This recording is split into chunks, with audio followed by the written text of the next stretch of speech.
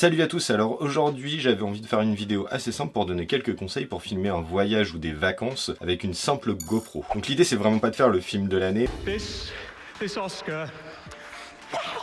mais de faire quelque chose d'assez simple et d'assez cool à garder en souvenir. Donc si vous voulez voir un exemple type de ce genre de vidéo, je vous invite à aller voir la vidéo qu'on a fait pour les 15 jours qu'on a fait en Croatie. Elle va s'afficher juste là. Parce que oui, ce qu'il faut comprendre, c'est que si vous voulez quelque chose de vraiment beaucoup plus qualitatif que ce genre de vidéo, là après c'est un vrai travail. Il faut s'organiser, il faut organiser des tournages, des journées de tournage, il faut organiser des repérages, il faut attendre que la lumière soit bonne. Enfin, il y a beaucoup de choses à prendre en considération pour réussir à faire un film après qui soit de très haute qualité. Là l'idée c'est pas ça, c'est de filmer en même temps qu'on fait les activités, on ne prend pas réellement le temps de filmer. Donc c'est pour ça que je trouve que la GoPro elle est vraiment bien pour ça, et on va voir après justement pourquoi filmer avec ça, et quel avantage ça a. Alors pourquoi filmer avec ça, ça revient à ce que j'étais en train de dire juste avant, c'est-à-dire que déjà c'est quelque chose d'ultra simple à utiliser. En gros cette GoPro là, vous appuyez sur un bouton, ça déclenche la vidéo, vous rappuyez sur le bouton, ça éteint la vidéo et ça éteint la caméra. Donc la caméra, vous avez qu'un bouton à appuyer finalement pour la mettre en route. Donc c'est déjà super cool, donc ça permet de filmer dans toutes les situations. Après moi ce que j'aime bien avec la GoPro à partir de la 6, c'est la stabilisation qui a été faite. Les images sont vraiment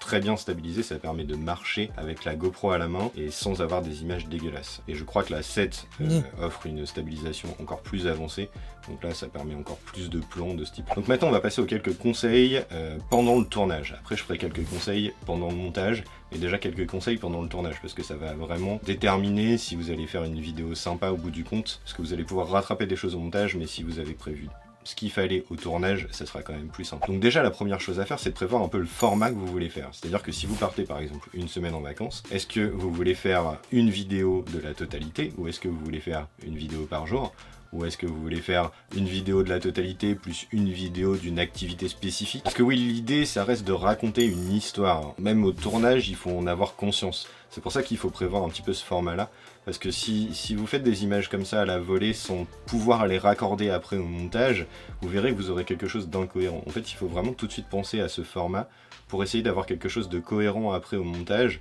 qui puisse être compréhensible par les gens. Donc il y a vraiment cette notion de raconter une histoire, il faut que les gens puissent comprendre ce qui se passe. Un des points sympas pour aider les gens à comprendre ce qui se passe, et même si c'est du film perso que vous le gardez que pour vous, si vous le regardez dans quelques années c'est toujours intéressant, déjà il ne faut pas hésiter à parler. Moi je pense que c'est vraiment sympa dans une vidéo d'avoir des moments où finalement on parle un petit peu, on explique ce qui est en train de se passer. Déjà ça va casser le rythme au niveau du montage. Après vous verrez que d'avoir que des images, même si elles sont magnifiques, d'avoir que des images sans personne qui parle, sans personne qui écrit quoi que ce soit, au bout d'un moment ça peut être lassant. Le fait d'avoir des coupures comme ça en fait, avec quelqu'un qui parle, qui explique un petit peu ce qui se passe, ça peut être cool. Vous pouvez faire des choses simples au final, c'est ça le truc, c'est que vous pouvez juste expliquer ce que vous êtes en train de faire, ou ce que vous allez aller faire. Vous pouvez aussi raconter des anecdotes, si vous est arrivé quelque chose en faisant quelque chose, en allant à une activité, vous pouvez raconter cette anecdote là, parce que souvent c'est des choses un petit peu marquantes, donc faut pas hésiter à reprendre sa caméra et à dire ah, regardez il vient de nous arriver ceci ou cela. Ça peut être même marrant, parce que ajouter un petit peu d'humour c'est toujours sympa, même si ça reste pour une vidéo perso. Un brin d'humour ne fait jamais de mal. Autre chose, je vous conseille de faire vraiment des plans très courts. En général, une dizaine de secondes pour un plan, c'est suffisant. Alors pas pour les plans où vous parlez, hein. Bien entendu, les plans où vous parlez, vous coupez pas toutes les 10 secondes. Mais pour les plans que vous allez faire de paysage ou autre, faites des plans courts, parce qu'en général, de toute façon, au montage, vous n'allez pas pouvoir utiliser des plans longs. Donc il vaut mieux faire plein de petits plans courts plutôt que des plans longs. Donc, et autre chose par rapport aux plans, c'est essayer de faire des plans variés. Il faut faire des plans larges, des plans proches, des plans de personnes si possible. Si vous n'êtes pas parti tout seul, vous pouvez filmer un peu les gens avec qui vous êtes, même de dos. N'hésitez pas à vous rapprocher de la végétation, à faire un plan très proche de feuilles, de lumière du soleil qui passe à travers les feuilles. Vous pouvez faire vraiment plein de types de plans variés et essayer de les faire les plus variés possibles, parce que après justement au montage c'est ça qui va apporter le dynamisme. Et parfois, des plans qui peuvent sembler un peu ridicules au tournage vont vous aider à construire votre histoire après.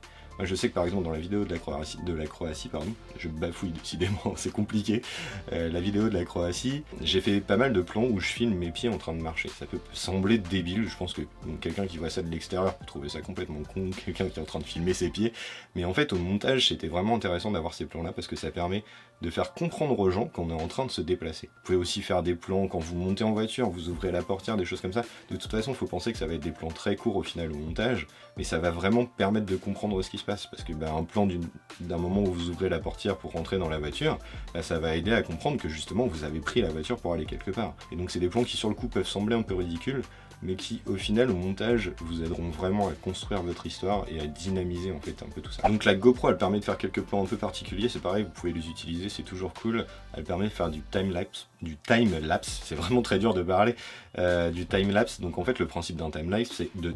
Je vais arrêter de le dire, je vais l'afficher maintenant. Donc le principe de ça, c'est que vous allez poser la caméra à un endroit, donc faut pas qu'elle bouge, vous débrouillez pour qu'elle soit stable à un endroit, qu'elle prenne le point de vue que vous voulez, et vous allez la laisser tourner pendant un certain temps, de manière à ce qu'en fait après, au montage, vous fassiez un accéléré de tout ça, pour donner une impression de mouvement comme ça. Donc ça peut être intéressant s'il y a des nuages dans le ciel par exemple qui se déplacent, parce que là on va avoir un effet vraiment super sympa, des nuages qui se déplacent super vite. Pour le coup ça permet de le faire, de le paramétrer assez simplement. Donc c'est un petit plus qui peut être cool à utiliser après, donc faut pas s'en passer. Ce genre de plan, ça permet aussi d'avoir des petites transitions, des fois des trucs qui sont cool. Et autre chose, pendant que vous faites vos plans, pensez à faire des mouvements lents. Même si la caméra est très bien stabilisée comme celle-ci, si vous faites des mouvements rapides, par exemple quand vous faites un panorama ou quelque chose comme ça, ça va vraiment pas bien rendre. L'idée c'est de rendre des mouvements qui soient vraiment tout smooth, tout doucement, de manière à être le plus stable possible. Il faut se dire que si le mouvement au final est trop long, trop lent, vous pourrez toujours l'accélérer. C'est toujours plus facile d'accélérer un mouvement que de le ralentir. L'idée c'est vraiment de ne pas partir dans tous les sens. En gros avec la caméra c'est un plan, c'est un mouvement. En gros, c'est un peu ça l'idée. Et dernière chose par rapport aux conseils lors du tournage, faites beaucoup d'images. Aujourd'hui, c'est simple de faire des images avec ce genre de choses. Il vaut mieux avoir plein de plans, trop de plans, que pas assez. Alors ça peut représenter un peu de taf au bout du compte quand vous allez faire le montage, mais c'est quand même cool. Donc voilà, c'est un peu tout pour les conseils au tournage, si on peut appeler ça un tournage. Et justement, maintenant, on va enchaîner avec quelques conseils, c'est vraiment très dur aujourd'hui.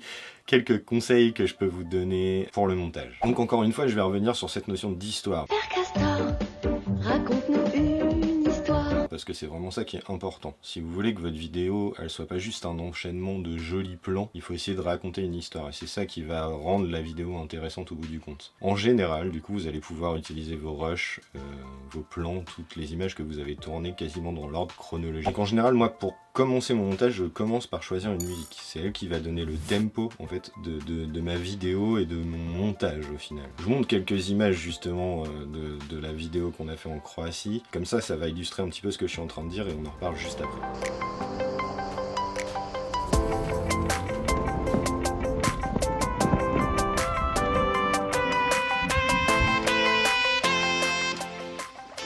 Donc voilà, comme vous voyez, en gros, là, j'ai mes cuts, mes coupures sont faites en rythme avec la musique. Et c'est ça qui apporte vraiment un dynamisme. Ça simplifie en plus le montage parce qu'on sait quand couper. On se cale au rythme de la musique.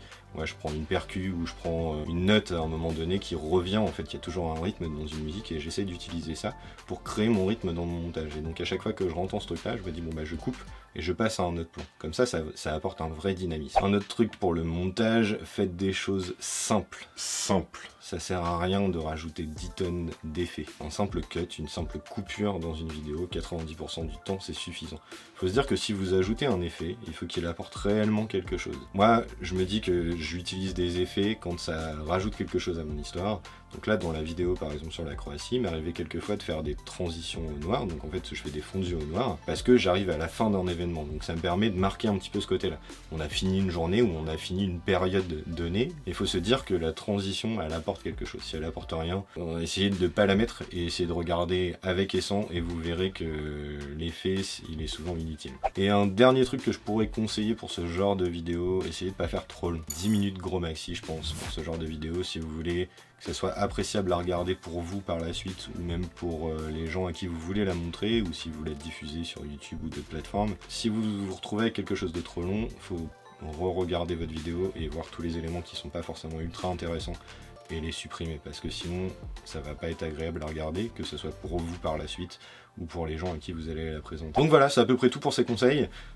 Si vous avez des questions, des remarques, n'hésitez pas à me les mettre dans les commentaires, je vais lire tous vos commentaires. Donc, je vais essayer de reprendre un peu plus régulièrement les vidéos sur cette chaîne. Donc je vous dis à bientôt, n'hésitez pas à vous abonner, à liker la vidéo si elle vous a plu, et à la prochaine, salut!